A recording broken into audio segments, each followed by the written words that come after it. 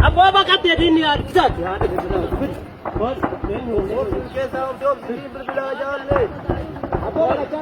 adunya adunya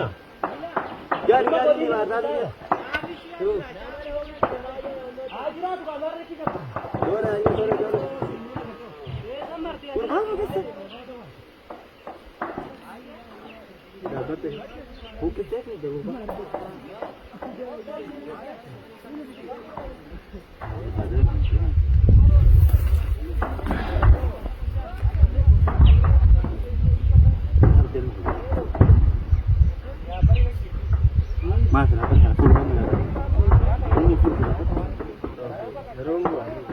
Turun kan yang gua. Ada belum gua. Mana sih ada mana?